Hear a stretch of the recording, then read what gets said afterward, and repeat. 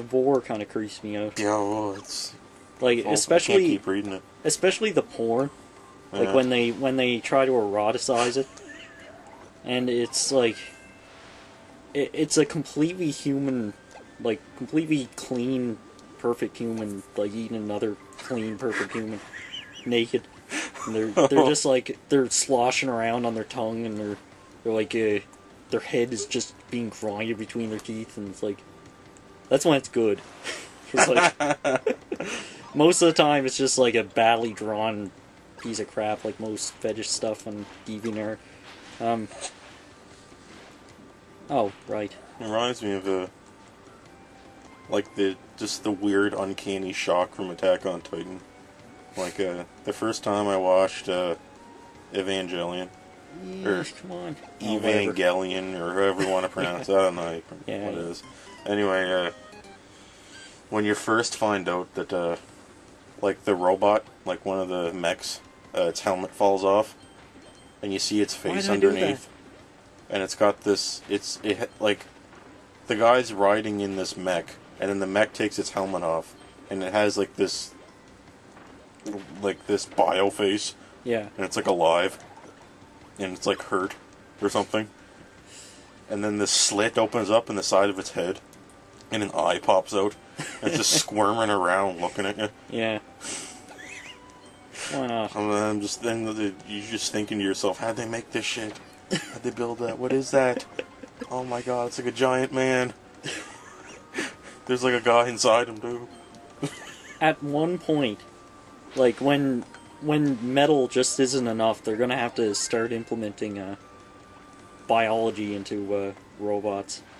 That's when the world's gonna end. I don't want to live in a future where you ride around in a living ship. Yeah. And it's like it gets cut from like a missile, and you got to give it like an injection or something. Oh no! And then it heals, it scabs over, and it's like, don't pick the scab. Yeah. Oh man, they got a lot of really like spooky stuff in that Godzilla creepypasta. Yeah. Like the visual design, just it feels like this like kid just made this thing. He couldn't write worth shit, but he made this thing just so that someone would make a like a game maker game based on it. Because it's just the concept for a game, that's what it is. And it's got all this, like, horrible, meaty, like, bio-robotic nonsense going on. It's really, like, squishy and meaty at the end. I love squishy and meaty machines. Like levels in Doom where, like, all the walls are meat. I know. And the floor is, like, spines and... Yeah. It's like the second level of R-Type. Yeah. Remember that? It's just like... The first level is like a bland, sterile spaceland. And it's what you expect. And then the second stage is like Meat World with ribs everywhere. And then there's these Geigerific monsters popping over the walls. Yeah, yeah. Meat World. Yeah. Bring on the meat. Meat World. Somebody said meat.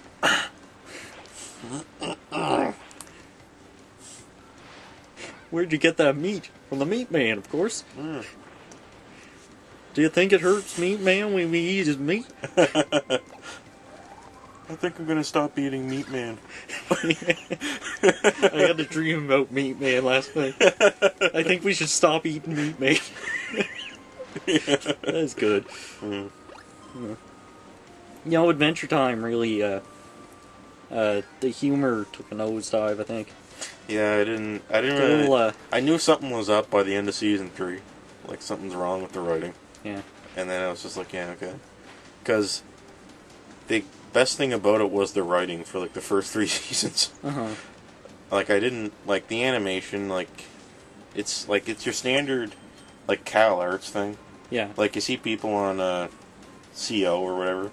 Like, for those listening that don't know what we mean, it's a board on 4chan. The comics and cartoons board. a lot of people were complaining that like it's like a Cal Arts like Tumblrific, just Wienerman, or that's just kind of contrary to animation, but whatever. Sometimes you need to take risks, like not risks, like sometimes you gotta like compromise if you want to have active looking animation. And I think that's a little bit what they did.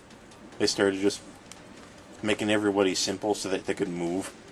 Because, you know, it's a certain point in time, there's like visual fidelity versus movement. And you gotta get that in some sweet spot. And Adventure Time, like, kind of founded a new level for that. To where it was okay to produce cheap looking animations of characters that moved a lot. And were visibly, like, emotional.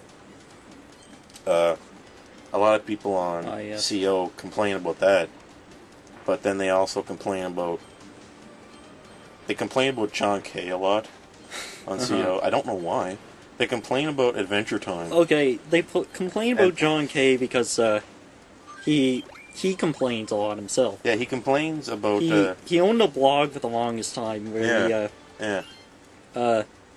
he wasn't like. He didn't have work himself. He was making these stupid things for the internet that nobody watches. I know. And it's really sad. He's never been funny for forever. And like he has the gall to complain about other cartoons because I just can't he made Ren and Stimpy. So. Like CO, like they complain about Cal Arts, like California Institute of Art, whatever it is, shitting out all these animators that just make one-shot, crappy-looking cartoons, and he complains about them, and then CO complains about the same thing, and then CO just goes on to complain about John K. Like, repeat forever. And I just think it's sad for John K, because I love Ren and Stimpy. I even like Ripping Friends. Oh, yeah. Like, I watched all Ripping Friends just a second ago. You sent me a video clip of, like, the pain machine. Whatever. Yeah, the pain machine. And I just wanted to watch the whole thing again. Yeah, there's not much. Yeah. It was a victim of weird Canadian studio policies and shit like that. Like it was produced in Canada at just at that turn of like 2000, like what, like 2 or 3 or whatever. Yeah. When it turned into Canada just taking a chance on whatever new animation crap came out. And I think it was the victim of a lot of that. Like they just said, well, we got a shitzillion Canadian shows coming in, and Rip and Friends is just sitting there. You only got to make like, what, 13 episodes? Yeah, it was pretty shitty, but... Like, the man from next Thursday to Tuesday, whatever, do you know that one? Yeah. The two-parter? Yeah. I think it's a two-parter. That was sort of the finale in a way. Yeah, that was just as good as like the best Ren and Stimpy episodes. Like, well, it like just has lame humor. That's the only thing. It's just like if you can handle like really childish humor, it's not about liking it, but it's about handling it. Yeah, it's then you'll like John K's stuff. Yeah, like someone on CO before, like they said, like John K, like shit. If you're like a 3-year-old or an alcoholic, you'll love CO. I mean John K, sorry. Yeah, and maybe CO too. But yeah, it's just it's weird. It's like animation that harkens back to 40s and 50s. Television commercials. Yeah.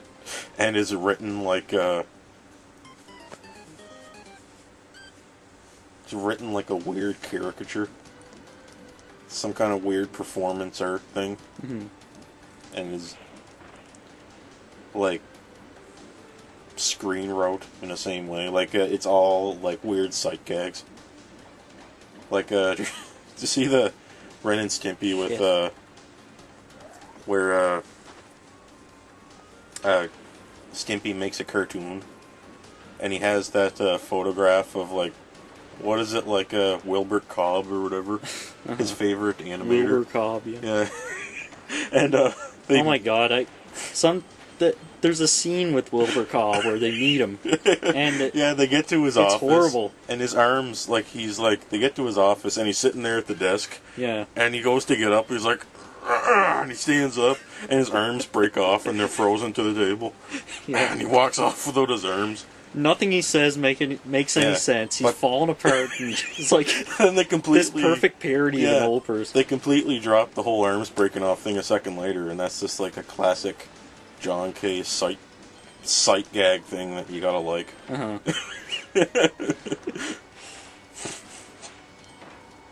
Well, yeah, like, the Ripping Friends is, like, I like it for the manly humor, the manliness jokes, but it's got a lot of, fart jokes and, like, pants jokes, too. Yeah. Just the most, juvenile shit you've ever seen, but I don't see the problem with kids liking stuff like that. And kids do like stuff like that. The Ripping Friends, see, you notice the cheap sound design quality? Yeah. Like, it's painfully obvious that they only had about 15 different music tracks at the very first episode that they had to use for the whole series. Mm-hmm. Like, it's really obvious. Like, they didn't have anything else. Well, like, I think they were probably, like, severely understaffed or something like that. Or under budget, making that crap. It's part of the style, too, though. Yeah. I mean, they use that stock music that cartoons use just because they're cartoons. They want to be cartoony. Yeah. I mean, that's why Flash animators use it. They want to be like John Kay and stuff, so...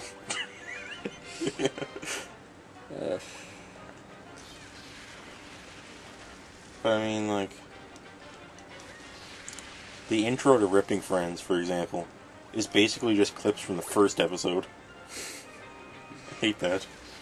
Like... Oh yeah, that's right. I wouldn't... When we recorded our second intro for the channel with the gameplay footage, like, I picked games purposefully that I wasn't going to play on the channel.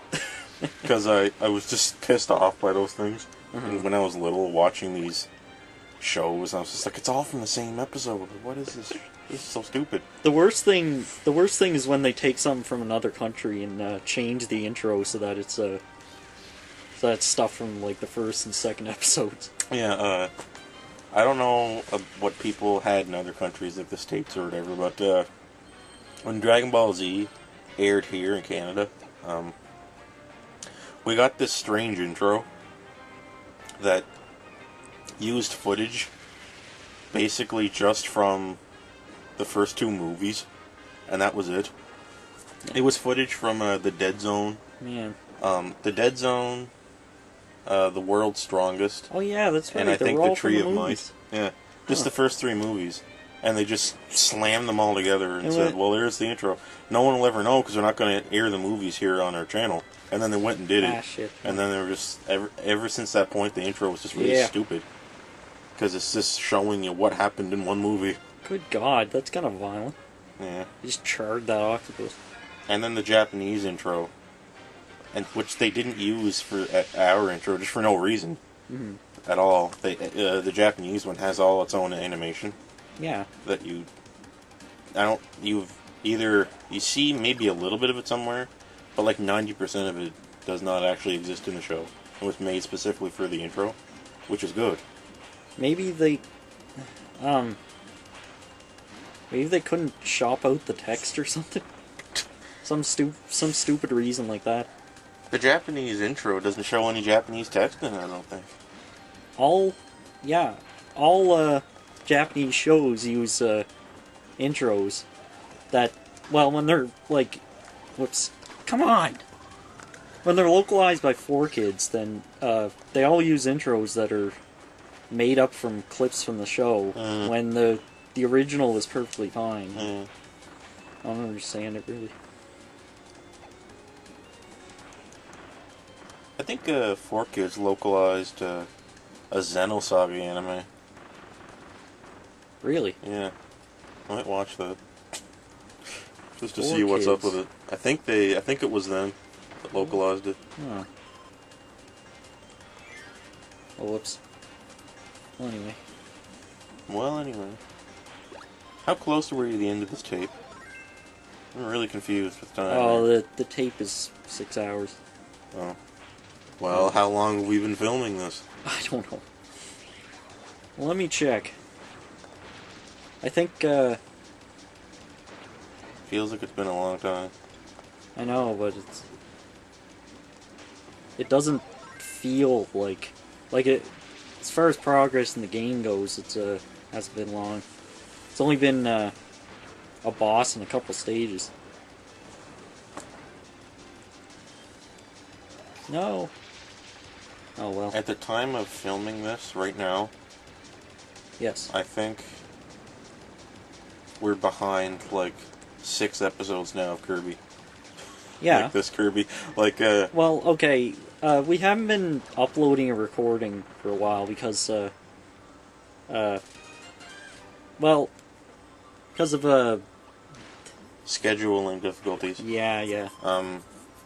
I'd say, like, the heat was a big thing for me. Oh, yeah. Like, I was not willing to do anything in this heat. It's very hot right now here. And then I broke my hand. And then Evo happened. Yeah. And before we knew it, it was like a week and a half or something. I know. Before. So, like, one thing, like, with uploading for this channel, like, the way the recording style is, we're recording a lot in short bursts. It means it's a long time before something actually gets to YouTube. So right now, it's July. Oh, no. Right now, it's July 16th. And now I'm going to see when this is uploaded. When this actually makes it to YouTube. It'll probably be like August. And there's nothing I can do about that.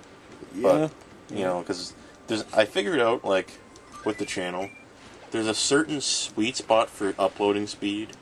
Like, if you upload a video, right, and then you immediately upload a video after that, you didn't give that original video enough breathing room, and it'll never get views. Oh, yeah. Like, the videos that I uploaded, and then I uploaded another video right after it, that middle video, that was only up for a little while, will never achieve the same amount of views that a video that was uploaded and had 3 or 4 days to breathe. So it'll be stuck at low views. I don't know why that is. I think people have this tendency to go to a channel and what's the most recent video and watch it. And I'm still just figuring this shit out. It's very weird. The YouTube user psychology. Like, you think people only want to watch like a 5-second video, and for most of the time they do, and then you get these weird people that speak in broken English and mention something that happened right at the end of the video. Yeah. That watch the whole thing. I don't know why they watch the whole thing. I don't expect anybody to. Well, a lot of people, like to, I don't want to say this again. I feel like I said this a million times. A lot of people like to, watch these videos while doing other things. Yeah. I like to do that, so... And switching out... Not needing to switch out more is a good thing for those types of people. What I do is I watch Let's Plays of games that I already own, so that I can turn on the Let's Play and then play the game myself. So I can feel like I have friends. Oh. Speaking of that, I have a bunch of people wanting to get over here. Like crazy. I got a bunch of people wanting to play D&D again, and Yeah. cramping up on me here. I mean, it's a good thing, don't get me wrong. But I gotta plan this shit, and it's hard. Because I got 1, 2, 3, I got possibly a 5-person D&D thing coming up. And it's just getting insane. No. And we might have a recording with 3 people in the future. Like a few recordings. Yeah. Yeah, that... We had, It worked good last time. Yeah. Yeah. Yeah, we had some guest commentators there. It was pretty good. Yeah. We had some guest commentators. Commentator. Yeah. Common potato. Common potatoes. Potatoes that are popular. Okay, this is... I don't know where this cog is. Where is it? Where is the cog? I thought that was a cog room, so I assumed I had already done it. So the order was off and all that, and... Okay, let's see. There might be one up here. No. There's none down there. I went that path last time. Let's see. Is there a cog in this direction? On this puzzle. So, Pikmin 3 comes out August 4th, I think. Or 2nd, I can't remember. Huh. I saw a commercial for it on TV. That's when you know it's almost here. Yeah. You gotta get a Wii U soon. You don't got a choice now. Yeah. I want a Wii U. I just want to... I want to be able to use my Wii U when I get it, so when Pikmin 3 comes out, it's gonna be time. It'll be time. Yeah.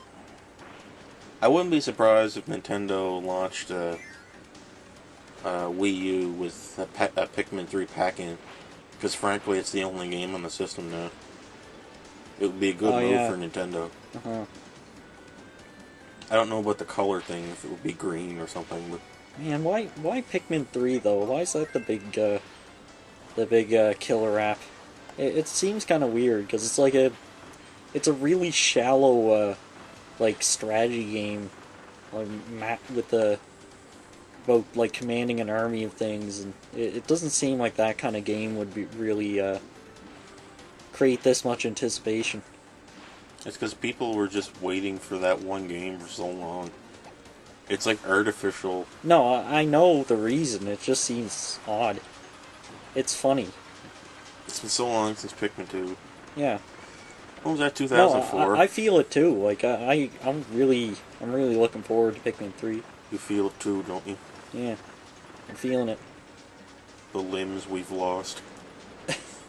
That Metal Gear Solid 5 trailer. Oh yeah.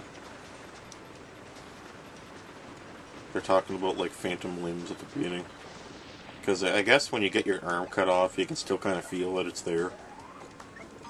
Something weird like that. You know, I might just cut my arm off to find out. Oh yeah, nothing wrong with that. Oh yeah, here we go. Here's the secret. There's an upcurrent here, so we gotta use rock to go down. Whoa! There we go. Yes. 3-3 complete.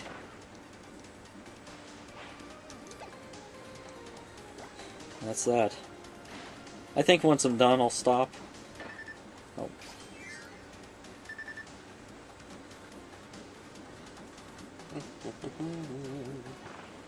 This puzzle doesn't matter. Whoa, swim quick. You should really move faster in these games. Or at least have the ability to. Like wave dashing or something.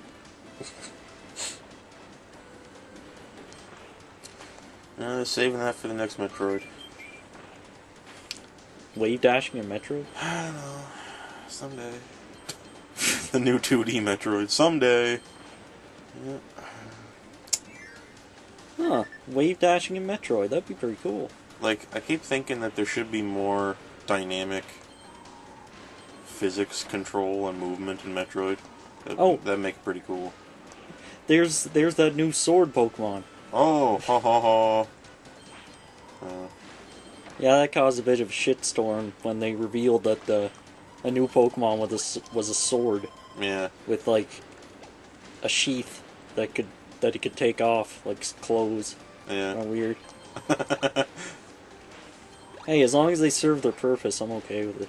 I think I might be getting X and Y. It looks different. Yeah. It looks like in 2013, they finally decided to take the leap to make 3D graphic Pokemon sprites models. Yeah. 2013. Now screw this. Go hardcore style. Whoa. Oh no, we can just fly over everything. Whoa. Oh yeah, Whoa. flying. Looks like you just cut right through Kirby's stomach there with that spike on that guy. Watch your stomach, Kirby. Sing! Ah! Sing! Ah! Oh god. My prostate! My testy. Oh. My gonad.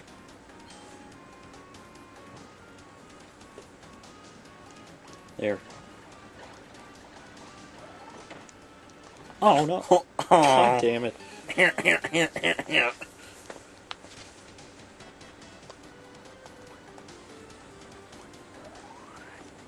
Whatever. It's good enough. They give me the power. Might as well use it. Oh, you bastard. You got the power. You got the touch. Dragon fist explosion. You got the power.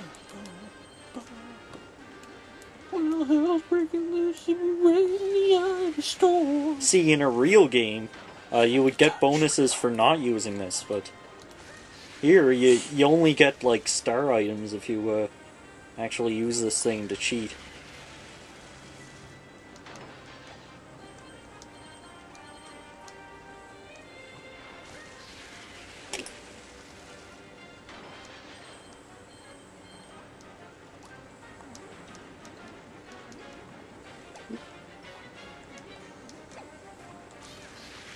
There we go.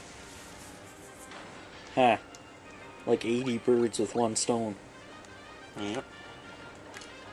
That's how I hunt. 8 deers with 1 bullet. Boy, howdy. Have you learned how to throw your bullets yet? That's a big part of that. Someday, son, I'll teach you how to throw bullets. And I'll teach you how to get your hunting multiplier up. And then I'll teach you how to get a quick time event. Instant kill attack. A quick time instant kill attack behind the deer. You just gotta make sure it doesn't see you. Yeah. And then you gotta press the square button right beside your it. shit. Square button? What are you talking about? Someday, son. Whatever, Dark Portal, I don't need you.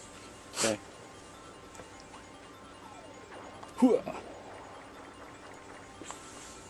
And that is that. Break dancing, and we're done, I think. Yeah. That's Kirby again. And next, Kirby again.